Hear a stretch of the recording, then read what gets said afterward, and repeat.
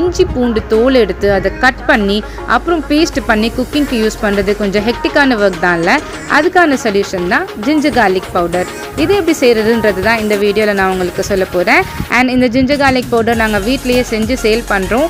உங்களுக்கு வேணும்னா நான் கொடுத்துருக்க நம்பருக்கு கால் பண்ணி நீங்கள் ஆர்டர் பண்ணலாம். இஞ்சியை ஒரு 2 to 3 days அட்லீஸ்ட் நல்லா காய வைக்கணும். காஞ்சதுக்கப்புறம் இந்த மாதிரி ஆகிடும். இந்த காஞ்ச இஞ்சியை நீங்கள் பவுட்ரு பண்ணாக்கா நமக்கு ஜிஞ்சர் பவுடர் ரெடி ஆகிடும்.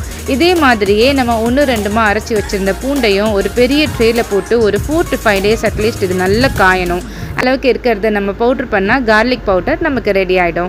அண்ட் இந்த ஜிஞ்சர் கார்லிக் பவுடர் ரேட்டு வந்து கம்பேரிட்டிவ்லி கொஞ்சம் ஹையாக தான் இருக்கும். பிகாஸ் நம்ம 1 kg ஜிஞ்சர் ஆர் கார்லிக் எடுத்தோம்னா அதே அளவுக்கு நமக்கு கிடைக்காது. அதை விட கம்மியாக தான் நமக்கு பவுடர் கிடைக்கும். அதனால தான் இந்த ரேட் டிஃப்ரென்ஸ். அண்ட் இதை நீங்கள் வந்து கன்சப்ஷனும் நமக்கு கம்மியாக தான் ஆகும். 1 teaspoon ginger garlic paste use பண்ணுற இடத்துல ஒரு 1/4 ஆர் 1/4 teaspoon நீங்கள் பவுடர் யூஸ் பண்ணாலே போதுமானதாக இருக்கும்.